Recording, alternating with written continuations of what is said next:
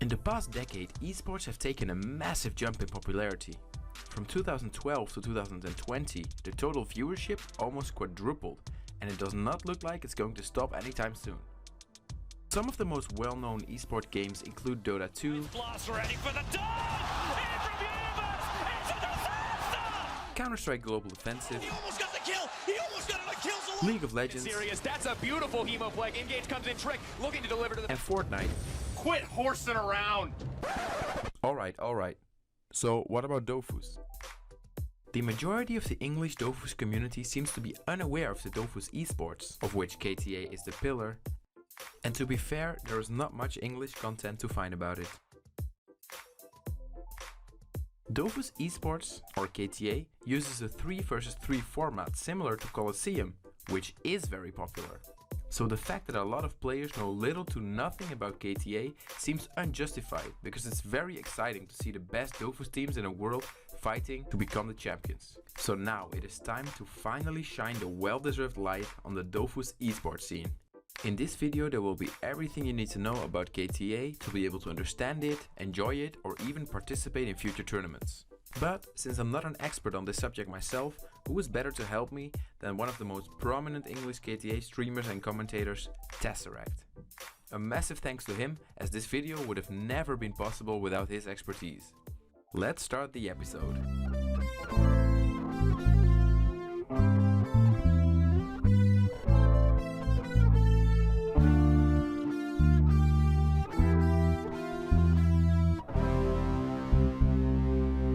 Thank you so much for joining in, Tesseract. Oh, thank you. Thanks for having me. So I guess my first question is that KTA and Colosseum are both 3 vs 3. So is there any difference? Yeah, I mean, the main difference between the KTA format and say like group Colosseum where you play with your friends is that there's a MOBA, like a League of Legends or a Dota style draft where before every match all 18 classes are kind of put on a list. There's a website that we use to draft, and we go through a kind of a pick and ban phase so that each team comp is selected that way. And it really helps, in my opinion, with like game balance and stuff like that. So I mean, we all know Ancom is not the best at balancing the game, so being able to ban a class that you think is overpowered is really nice. And it's kind of interesting because you won't have similar team comps, as every class can only be chosen once. If you pick Sacred, you get the Sacred and they don't. So oh, that's pretty cool. So how does that work? Is like I pick one, you pick one, or I ban one and then you ban one first? So first we'll each ban one class, and Right. then we will each pick one class. So say you ban, I'll do ban, you'll pick, I'll pick, and then for the second round we'll invert it. So I'll start by banning, then you'll ban. And actually before the second round of picks, there's actually 2 bans. So it's kind of 2 bans, 2 picks, then 4 bans, 2 picks, Right. then 2 final bans, and then the 2 final picks. So when it's all said and done, 14 classes get picked and or banned, and then there's 4 that are left on the table. Alright. So I'm assuming that there's like some classes that are more popular than other classes. Like if I play a match of Colo, I see a lot of Sacreers and Zellers and classes like that. Is there also like some kind of meta in KTA similar to Colosseum, or is it completely different? Yeah, I mean, those classes are popular because they're strong, right? So there's we kind of, I think it's more of an old term from like the old days of like the Gultar Minotaur tournaments and stuff like that, the concept of a pillar class. And we still kind of use that, where we'll generally your first pick will always be your pillar. I'd say actually right now it's pretty interesting. There's no class that's completely non-viable right now, which is, I think, the first time it's ever been like this. So kind of an exciting time for the draft. But so after you pick the pillar, how do you go from there? Is it like you try to build a strategy around that pillar, or are you countering your opponent? I think from there, I mean, there's some pillars that, you know, you got to be careful of counters. Like if you pick Zell, you have to find a Feka ban. You don't want to let that go through. But I think really the second and third stage is where it gets really interesting, and you're really looking to get two classes that have good synergy together. Like a really classic synergy right now is Kra with the Tyrannical Arrow build, and some erosion damage dealer class that synergizes well with Tyrannical Arrow, Ekka. So your Ekka can apply erosion, the Kra will put Tyrannical Arrow on them, and then the next turn for the Ekka, he can use Fate of Ekka Flip, getting the push, the pull, the pushback damage, just proccing the shit out of Tyrannical Arrow. Yeah, and doing like 1400 to 1500 damage in a 4 AP spell. What would your advice be for someone that just wants to get into KTA, for example, and doesn't play all the classes? I think you just learn kind of what some of the big meta classes are, and then I think some of them are pretty simple. Like, you don't really need a lot of time to learn any, for example. So if you don't have that, if you don't know how to play that class, just getting on the tournament server and doing some practice games with any, spectate some of the games. I think there's some easier classes to pick up. There are some classes that I think have viability in the meta, but you have to be really strong at them. Like, I'll never pick Elio. I think you can. I think any team that has a player on it who's confident on Elio can pick Elio and win a game. It's a strong class. However, I'm of the opinion that if you don't play it really, really well, there was probably a better class you could have picked. Kind of like, if you're not getting the maximum value out of it, it probably wasn't worth it. So Right. I personally stray away from it. Luckily now, the team that I play on, I have someone who's an Elio main, so we've been picking it a lot recently, and it's really nice. So you mentioned the tournament server. So there's a special server dedicated for KTA tournament? Correct. So the way that it works is when you register for the tournament on the KTA website, you will get an account. They will send you, basically it'll be on your profile when you log in. You'll have a special tournament username and a tournament password. And then with that, you'll have access to a tournament server. And on that server is all 18 classes at level 200 and fully scrolled. Each character having, I want to say every piece of gear in the game, but it's really every piece of gear above level 170. I don't know the exact level cutoff where they, with some minor exceptions like Dragon Helmet, every piece of gear comes with perfect stats.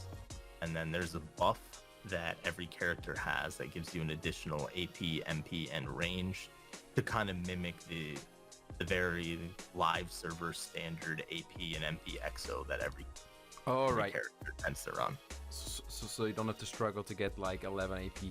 You always have that boost. So the set that you're running now on live will work on the tournament server, and you'll have the same AP MP, but you might not want to use it because you might be very reliant right now on some of your EXO reses. That's not really the case on the tournament server.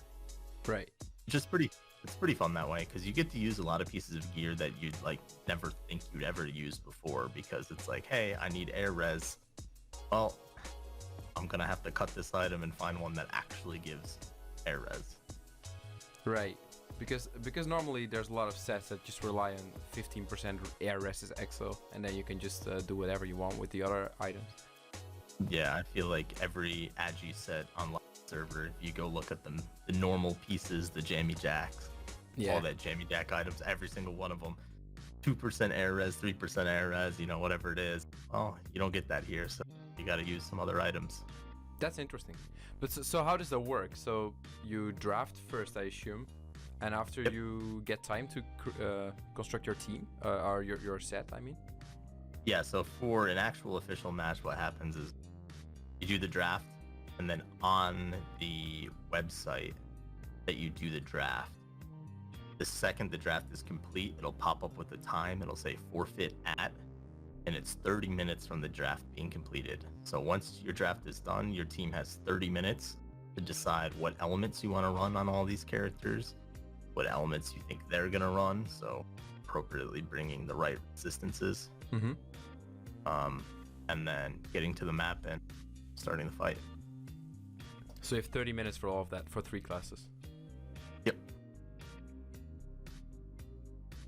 When I was going to the KTA website, I saw that there's like different leagues or something. I'm not sure how that works, to be honest, because there's like a gold, silver, and bronze league, and there's some invitational league, or how does that work? So this is kind of how they've been doing it. So KTA is done in a season format, and you compete in a series of different tournaments, and you earn kind of points based on your performance in that tournament. So right now, time of this recording, we're just starting the season 5. So this is the 5th season, and this will start with a qualifier tournament that we're competing in. And the way it'll work is everybody can sign up for the qualifying tournament. I think we had 560 some odd teams sign up, Right. That's a lot, actually. Yeah. Yeah.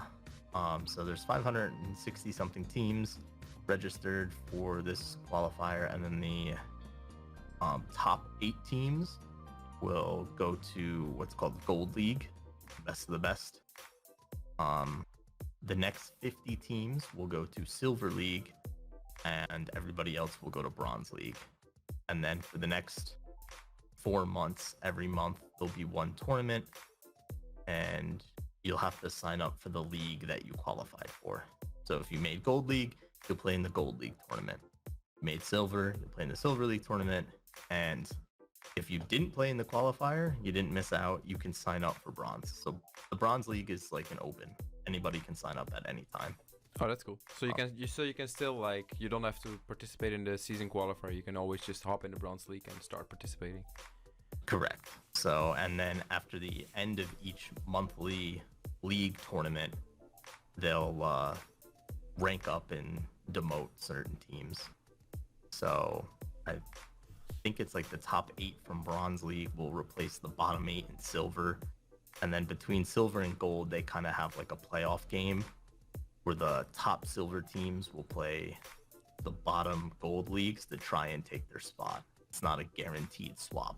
Oh, that's cool. Kind of reminds me of like the soccer playoffs. Yep. And then the next tournament after the 4 months of the league tournaments is this year they're calling it the Dofus Cup. In previous years they called it Inglorium. This is another open to everybody. Everybody plays in the same mega tournament. So it'll be just like the qualifier tournament going on right now, and there's a lot of points involved in those tournaments. So the big thing at the end is you want to have the most points, and then there's a special end of year invite only tournament, and that's where Ankama comes in, pitches in a lot of money, and players can actually make, decent money for playing Dofus. Right, that's cool. But that's only the last tournament that you can go to with all the points that you can gather throughout the year. Yeah, so the Gold League tournaments, if you're in Gold League, those, I think they're doing 500 euros for whoever wins each one of those tournaments. The Dofus Cup tournament is going to be like 2,000 euros or something like that. And then the final one this year, they're calling it Dofus Masters, which will be the top 16 teams getting an invite to it. And that one, I believe, is going to be like well over 10,000 euro. Last year, they did a crowdfunding event, and they got it to over 15,000 euro for the winning team.